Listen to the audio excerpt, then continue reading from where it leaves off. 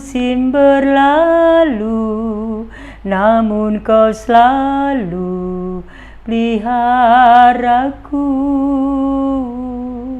Kasih dan setiamu tak pernah layu di hidupku. Shalom Bapak Ibu Saudara yang kekasih dalam nama Tuhan Yesus Kristus. Selamat berjumpa kembali dalam renungan doa pagi Gereja Betel Maranatha Pekalongan. Bapak Ibu Saudara yang kekasih, bicara tentang musim, di negara kita itu ada dua musim, yaitu musim kemarau dan musim penghujan. Karena kita hidup di daerah tropis, kita hidup di daerah yang berada di garis khatulistiwa. Tetapi orang-orang yang berada hidup di negara subtropis itu mengalami 4 musim, Bapak Ibu Saudara, yaitu musim spring, summer, autumn, winter. Spring itu musim semi, summer musim panas, sedangkan fall atau autumn itu musim gugur. Yang terakhir musim dingin atau winter. Musim-musim itu punya karakter sendiri-sendiri. Karakteristiknya misalnya kalau di Indonesia musim kemarau atau musim kering, panas, itu sangat menyengat. Sedangkan di musim penghujan banyak hujan, sering hujan deras bahkan mengakibatkan banjir. Bagaimana dengan 4 musim di negara-negara subtropis? Kalau musim semi atau spring itu ciri-cirinya banyak tumbuh tunas, daun-daun bermunculan, bahkan bunga-bunga mulai muncul, ya. Kemudian suhu udara hangat. Nah, di musim semi itu banyak orang yang berlibur, mulai merencanakan liburan. Nah, kemudian apa yang terjadi di musim panas? Musim panas bisa jadi ada yang melebihi negara kita, yaitu sangat panas. Suhunya tinggi. Orang-orang banyak yang merencanakan liburan, bahkan menikah. Tumbuh-tumbuhan banyak yang bermekaran, berbunga, dan buah-buahan dipanen. Itulah musim panas. Bagaimana dengan musim gugur atau autumn atau fall? Pada musim gugur, itu tanaman melepaskan daun-daunnya yang kering. Di mana-mana berserakan daun kering. Kemudian suhu mulai menurun. Ya, suasana mulai sepi. Kemudian di musim gugur itu banyak orang sudah memakai baju yang lebih hangat. Nah, yang terakhir adalah musim dingin. Musim dingin itu turun salju, turun es, ya. Suhunya bisa 0 derajat Celcius atau bahkan minus. Ya, minus, kurang dari 0 derajat Celcius. Di mana-mana ada salju, ada es, udara sangat dingin, transportasi susah, kemudian tumbuhan bagaikan kapas, tertutup semua jalan-jalan. Orang sungkan, ya, enggan untuk keluar rumah. Ya, itulah suasana di musim dingin. Bapak, Ibu, Saudara yang kekasih dalam Tuhan Yesus Kristus, bagaimanakah dengan kerohanian kita? Ya, kira-kira sama, Bapak Ibu. Kita kadang mengalami hidup kita, keluarga kita, itu kadang mengalami musim semi dan musim panas. Menyenangkan, semuanya serba oke. Tidak ada masalah yang berat. Lancar-lancar semuanya. keuangan, hubungan keluarga, ya, kemudian pekerjaan baik-baik saja, ya, kemudian kesehatan kita baik. Itulah musim semi, musim panas keluarga kita atau diri kita. Tetapi kita juga kadang mengalami musim gugur, kesepian dalam keluarga kita, dalam hidup kita. Banyak masalah, apalagi di musim panas. Musim panas secara kerohanian itu dahsyat Bapak Ibu Saudara, yaitu kita mengalami kesulitan-kesulitan, kesesakan-kesesakan, kesukaran-kesukaran, secara keuangan, secara kesehatan, secara hubungan orang tua dengan anak, anak dengan anak, mertua dengan menantu, hubungan dengan keluarga lain, dengan orang lain. Ya, banyak sekali hambatan, ujian, cobaan yang ada dalam keluarga kita. Seakan-akan tidak ada habisnya. Ya, di musim panas kita merasakan betapa hidup itu sengsara, menderita. Ya, rasanya kita tidak tahan Bapak Ibu mengalami musim panas, ya, dalam kehidupan kerohanian kita. Kita tidak bisa melakukan apa-apa, kita tidak tahu apa yang harus kita kerjakan. Bahkan kita kadang sulit berdoa. Kita sungkan membaca Alkitab. Kalau masalah datang terus, ya, semakin berat tidak tahan. Itulah datangnya musim dingin, ya, musim dingin di kerohanian kita. Tapi Bapak Ibu, Saudara yang kekasih dalam Tuhan Yesus Kristus, kita akan membaca firman Tuhan yang saya ambilkan dari Pengkhotbah 3 ayat 1. Pengkhotbah 3 ayat 1. Apa firman Tuhan di sini? Untuk segala sesuatu ada masanya.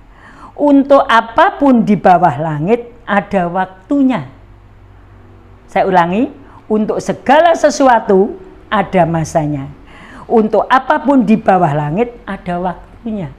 Jadi Bapak Ibu Saudara sekalian, masa atau musim itu selalu ada, selalu kita alami. Ya, tidak usah bimbang. Segala musim dalam kehidupan kita itu pasti kita alami. Ya, pasti kita alami.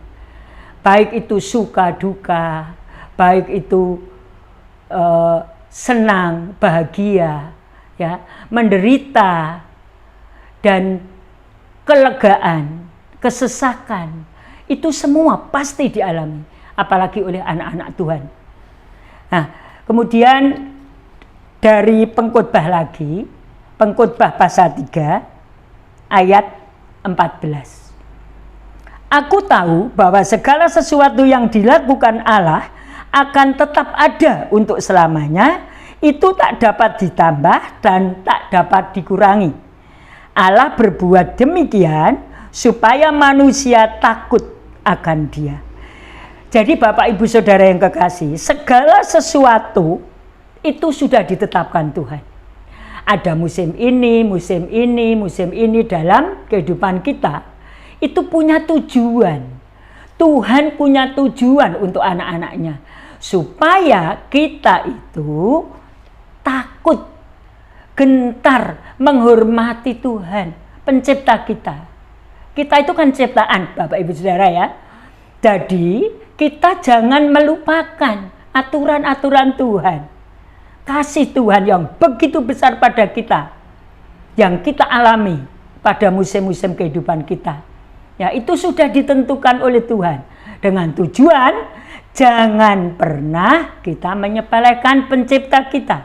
Tuhan yang Maha Kasih, yang memperhatikan kehidupan kita.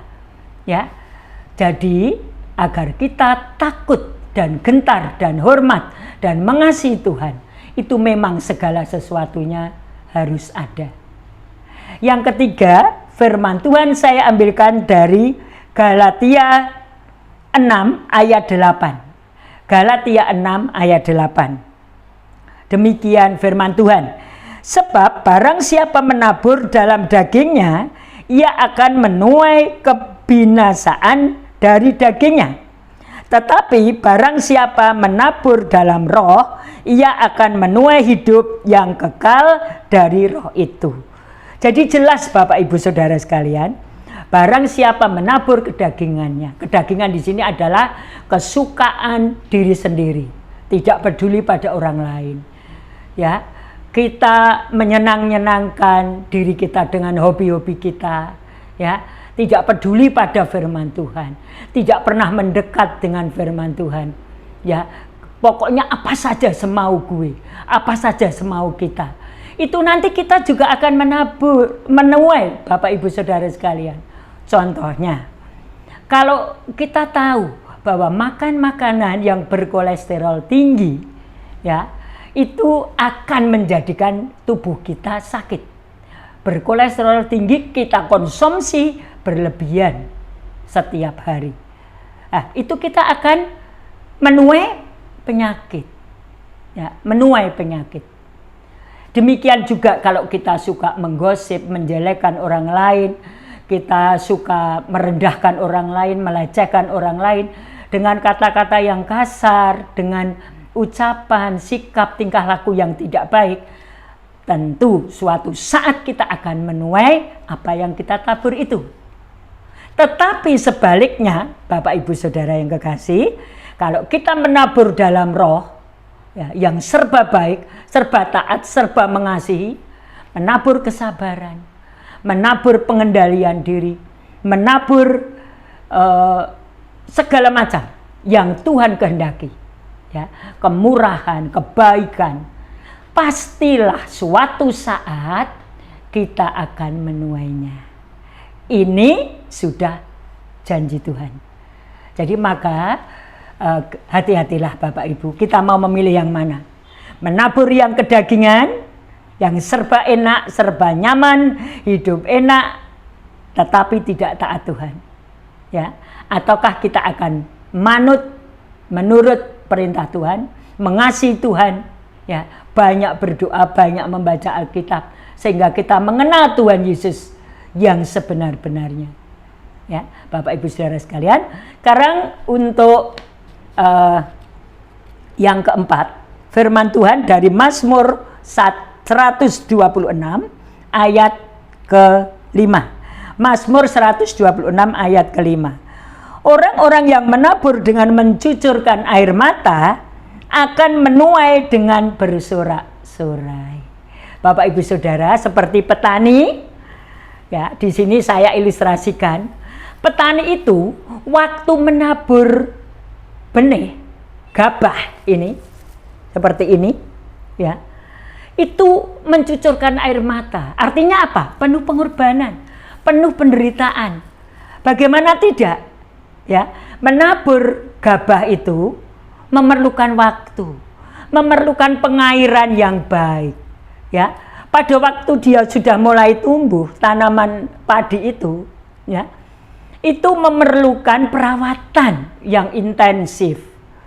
Gulma dihilangkan, ya. Kemudian hama-hama, hewan-hewan yang mengganggu itu harus dimusnahkan.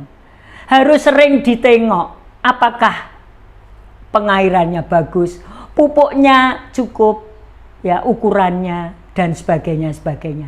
Nah, pada waktu bulir-bulir padi ini muncul seperti ini Bapak Ibu Saudara, ya, ilustrasinya ini saya ambil dari seorang petani Bapak Ibu, ya, sudah mulai tumbuh ini, wah, petani akan bahagia, dia punya pengharapan besar nanti pada saatnya akan menuai. Berapa lama? Kalau padi itu sekitar 3-4 bulan bisa menuai, ya.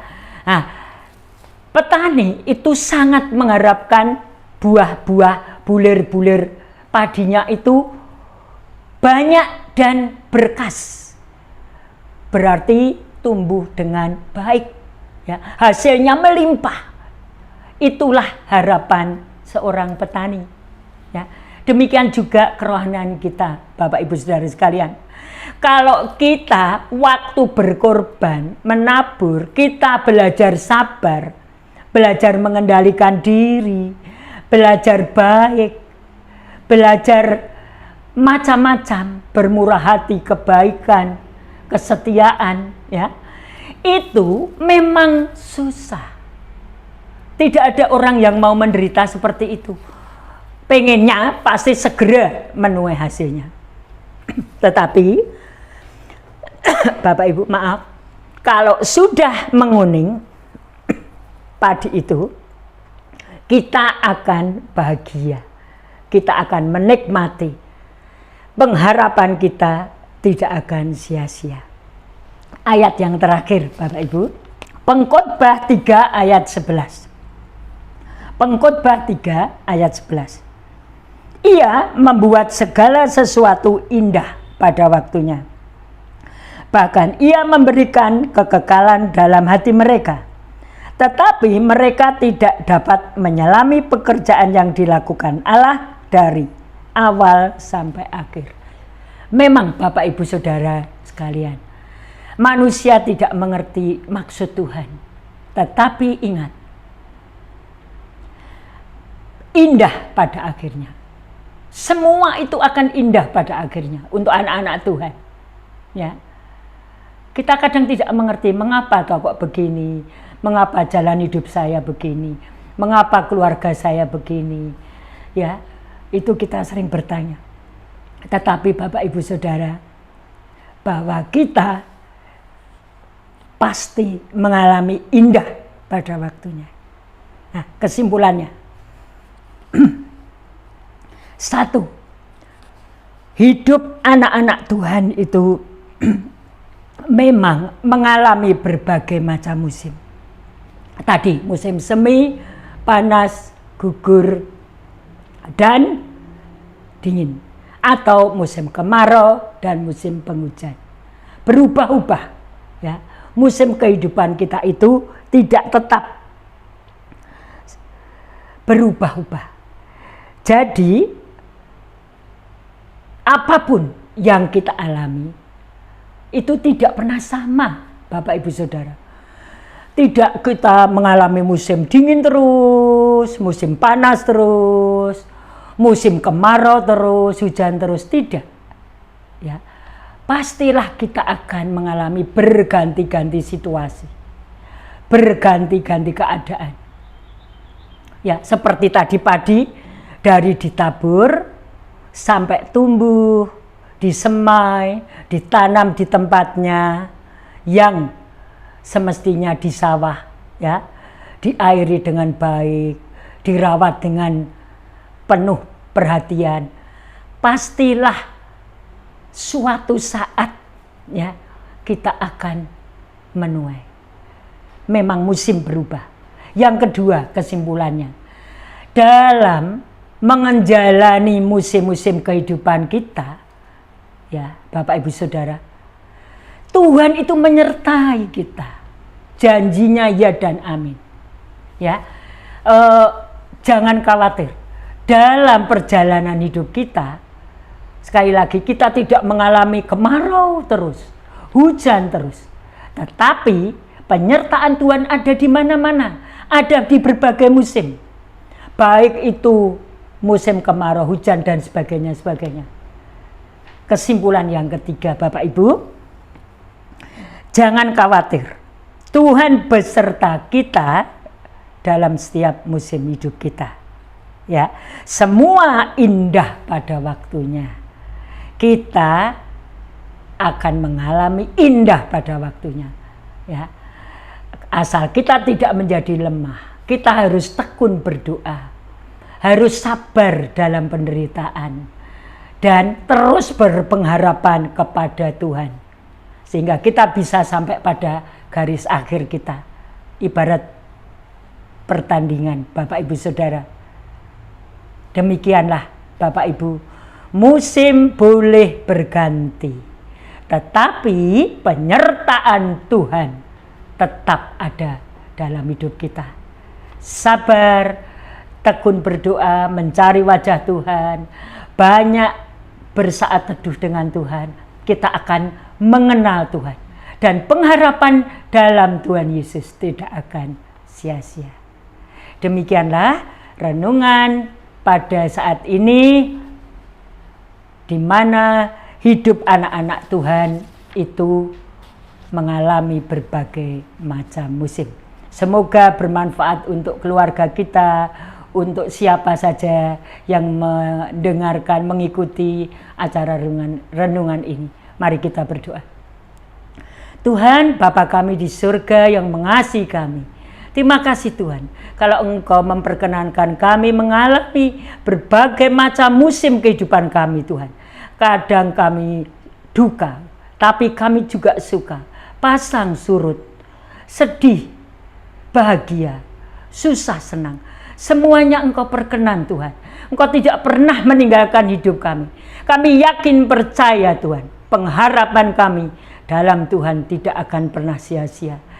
Roh Kudus selalu menguatkan kami. Untuk itu Tuhan, dalam kesulitan kami hari-hari ini, kami tidak khawatir Tuhan. Karena Engkau menyertai kami, Engkau menggandeng kami, bahkan menggendong kami Tuhan. Siapapun Tuhan kami, anak-anak-Mu Tuhan, tidak boleh khawatir Tuhan. Terima kasih Tuhan, terima kasih.